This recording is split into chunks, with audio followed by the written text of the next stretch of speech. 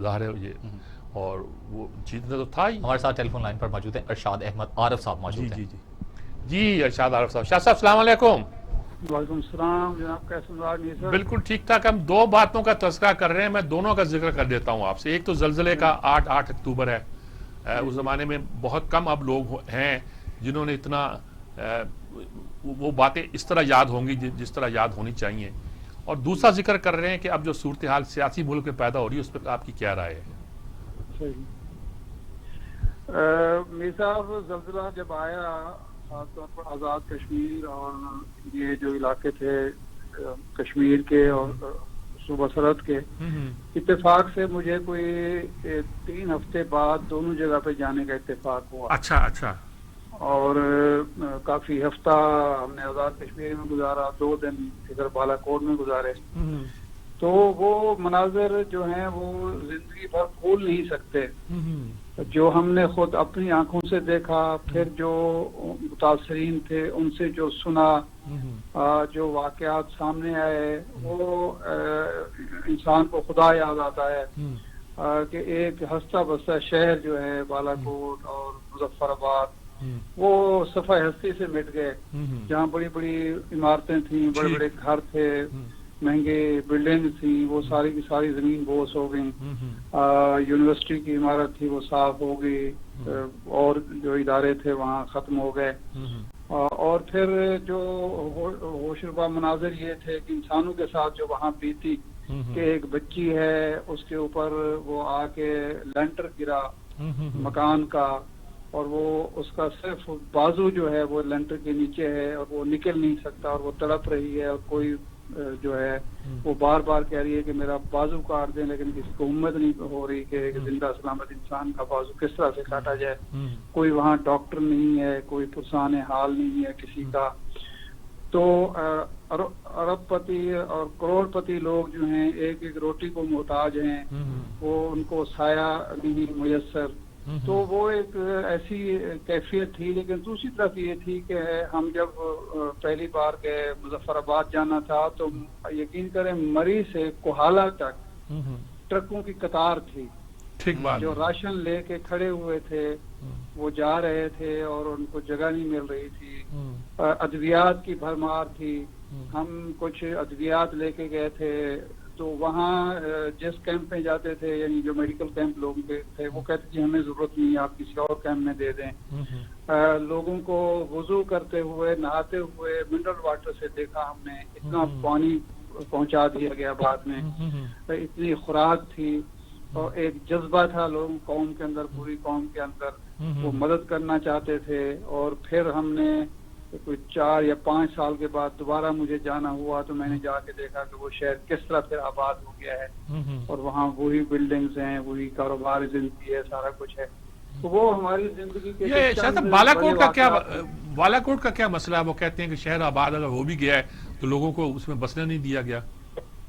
نہیں، بالا کوٹ کا تو یہ طے ہوا تھا کہ ایک نئی جگہ پہ، کیونکہ وہ فالٹ لینڈ پہ ہے، تو نیا شہر آباد کیا جائے گا. ٹھیک ہے. لیکن آپ کو معلوم ہے کہ پھر ہمارے ہاں جو کوتاہی ہوتی ہے انتظامی طور پر، اور لوگوں کے بھی ہوتا ہے کہ لوگوں نے وہیں بسنا ہے کہ جی ہمارے تو آبائی گھر ہیں، باپ دادے کا گھر ہم کیسے چھوڑیں. تو وہاں یہ مسئلہ پیدا ہوا. اچھا. یہ مظفر آباد میں بھی تھا، لیکن مظفر آباد کی صورتحال وہ نہیں ہے جو بالا کوٹ کی ہے. ٹھیک ہے. وہ بالکل فالٹ لینڈ پہ ہے، اور اگر خدا نہ خاصا دوبارہ کوئی زلزلہ ہے تو پھر یہ سارے کا سارا شہر منہدم ہو سکتا ہے. تو وہاں یہ پرابلم پیش آئی ہے. ادروائز امداد تو وہاں بھی بہت پہنچی، خاص طور پر ترکی سے، یعنی پاکستان سے، کراچی سے، لاہور سے، اس کے علاوہ ہمارے دوست ممالک سے، خاص طور پر ترکی سے، سعودی عرب سے جو ہے وہ بہت زیادہ امداد وہاں پہنچی. ٹھیک. اچھا شاہ صاحب، دوسرے حصے پہ آتے ہیں کہ اس وقت کیا ملک کے حالات دیکھ رہے ہیں آپ؟ اپوزیشن بھی بکھری ہوئی ہے، حکومت بھی اطمینان کے ساتھ ان کو فیس کرنا چاہ رہی ہے، لیکن کوئی زرد تقسیم ہوگی، کچھ حالات مستحکم ہوں گے، یا ایسے ہی کشمکش جاری رہے گی؟ نہیں صاحب، اس وقت جو صورتحال ہے 2 چیزیں ذرا ذہن میں رکھیے. ایک تو خطے کی جو مجموعی صورتحال ہے وہ پاکستان کسی عدم استحکام کا متحمل نہیں ہو سکتا، اور اس کا علم اپوزیشن کو ہے، کیونکہ اتفاق سے اس وقت اپوزیشن وہ ہے جو ایک دفعہ نہیں، 2 دفعہ نہیں، ایک پارٹی جو ہے 6 دفعہ، دوسری 7 دفعہ اقتدار میں رہ چکی ہے. اس کو تمام چیزوں کا علم ہے کہ ہمارے خارجی تعلقات کیا ہیں، علاقائی تعلقات کیا ہیں، ہماری اکانومی کی کیا پوزیشن ہے. تو ایک تو یہ پہلو ہے جس کی وجہ سے میں نہیں سمجھتا کہ کوئی بڑی احتجاجی تحریک چلائی جا سکے یا چلنے دی جائے گی، یا چلے گی تو وہ کامیابی سے ہمکنار ہوگی، اس کا نتیجہ نئے الیکشن کی صورت میں نکلے گا. یہ پہلو بہرحال مد نظر رکھنا پڑے گا. دوسرا یہ ہے جو کرونا کی صورتحال ہے، وہ آپ کے علم میں ہے کہ سیکنڈ ویو، آج تو NCOC نے تسلیم کر لیا کہ سیکنڈ ویو شروع ہو چکی ہے، اگرچہ اس کی شدت اتنا نہیں ہے جتنا UK میں ہے یا جرمنی میں ہے یا دوسرے ممالک میں ہے جہاں سیکنڈ ویو آئی ہے. وہاں بہت شدید ہے. ہمارے ہاں وہ شدت تو نہیں ہے لیکن وہ بڑھ رہی ہے.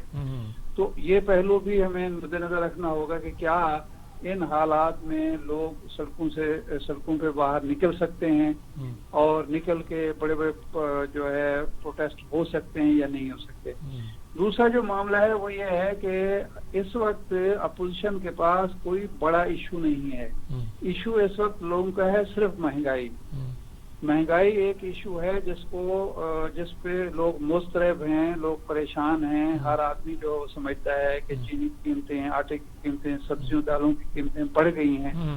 لیکن یہ اپوزیشن کیونکہ خود حکومت میں رہی ہے اور اس نے بھی اپنے دور میں کوئی بہت بڑا ریلیف لوگوں کو نہیں دیا، تو ایک ٹرسٹ ڈیفیسٹ ہے، کریڈیبلٹی کا ایشو ہے. دوسرا پہلو جو ہے، جو ایشو یہ اٹھا رہے ہیں، ووٹ کو عزت دو، سول بالادستی اور یہ ہمارے آپ کے ایشوز ہیں شہروں کی ایک مخصوص کلاس کے. یہ عام آدمی کا ایشو بھی نہیں ہے، اور جن لوگوں کو 6 بار 7 بار اقتدار ملا ہو، وہ اگر اپنے دور میں سول بالادستی کا کوئی اہتمام نہ کر سکے تو ان پر کون اعتبار کرے گا؟ کون سوچے گا کہ یہ اب جب ان کو اقتدار ملے گا تو یہ واقعی ووٹ کو عزت دیں؟ پھر اس وقت جو ایک حکومت ہے وہ ایک منتخب حکومت ہے، اس کے خلاف یہ تحریک چلاتے ہوئے جب یہ مطالبہ کیا جاتا ہے کہ جی اس کو اکھاڑ پھینکا جائے، اس کو نکال دیا جائے، تو کون نکالے؟ وہی جن کو آپ خلائی مخلوق کہتے ہیں، جن کو آپ کہتے ہیں کہ انہوں نے حقوق غصب کیے ہوئے ہیں، جو ووٹ کو عزت نہیں دیتے. تو آپ ایک منتخب حکومت کو یا ایک سول حکومت کو، یہ منتخب نہ مانے سول حکومت ہے، سول حکومت کو اکھاڑنا چاہتے ہیں کس کے بل بوتے پر؟ جن کو آپ کہتے ہیں کہ انہوں نے ووٹ کو عزت نہیں دی، جو سول بالادستی کو تسلیم نہیں کرتے. تو یہ ایک ایسا تضاد ہے جس کی وجہ سے لوگوں کو مطمئن کرنا اور پھر تحریک میں لانا اتنا آسان نہیں ہے جتنا یہ سمجھا جا رہا ہے. یہ نعرے بازی سے زیادہ اہمیت نہیں. تیسرا جو اہم پہلو ہے وہ میاں نواز شریف صاحب اس کو چونکہ لیڈ کر رہے ہیں، وہی یہ کہہ رہے ہیں. آج بھی وہ اپنے MNAs سے کہہ رہے تھے، منتخب ارکان سے کہہ رہے تھے کہ جی جو لوگ مشکلات برداشت نہیں کر سکتے وہ گھر میں بیٹھنا چاہیں وہ گھر میں بیٹھ جائیں، وہ میرے ساتھ نکلیں جو مشکلات. لیکن یہ وہ شخص کہہ رہا ہے جو خود مشکلات برداشت نہیں کر سکا اور گھر میں بیٹھا ہوا ہے، ملک سے باہر بیٹھا ہوا ہے. وہ خود ملک میں آ کر مشکلات کو فیس کرنے کے لیے تیار نہیں ہے، مقدمات کو فیس کرنے کے لیے تیار نہیں ہے، جیل کو فیس کرنے کے لیے تیار ہے، اور لوگوں سے توقع کر رہا ہے کہ وہ جیل چلے جائیں اس کی خاطر. تو یہ بہت تضادات ہیں جس کی وجہ سے میں نہیں سمجھتا کہ ابھی کوئی تحریک کا ماحول ہے یا کوئی بڑی تحریک اٹھائی جا سکتی ہے. لیکن اگر مہنگائی کے ایشو کو زیادہ ایڈریس کیا گیا اور واقعی لوگوں کو یہ یقین دہانی کرا دی گئی، یقین دلا دیا گیا کہ جی ہمارے پاس کوئی جادو کی چھڑی ہے جس سے ہم مہنگائی کو کنٹرول کر سکتے ہیں، مہنگائی کو کم کر سکتے ہیں، تو اس پہ لوگوں کو باہر لایا جا سکتا ہے. لیکن ایک پوائنٹ اس میں بھی ذہن میں رکھنا ہوگا کہ کیا لوگ اس وقت پریشان ہیں یا موجودہ حکومت سے مکمل مایوس ہیں. اگر تو وہ مایوسی کی سطح وہ اس سطح کی ہے کہ وہ سمجھتے ہیں کہ اچھا جی اس حکومت کا کوئی اب فائدہ نہیں ہے، کوئی امید باقی نہیں رہی، تو پھر تو تحریک کامیاب ہو سکتی ہے. لیکن اگر لوگ سمجھتے ہیں کہ پہلے والوں نے بھی کچھ نہیں کیا، یہ کچھ نہیں کر رہی لیکن امید باقی ہے، تو پھر مشکل ہو جائے گی. چلیں، بہت شکریہ شاہ صاحب آپ کا. جی آپ کا نقطہ نظر بلکہ وضاحت کے ساتھ سامنے آیا. ہم کوشش کرتے ہیں کسی اور ساتھی سے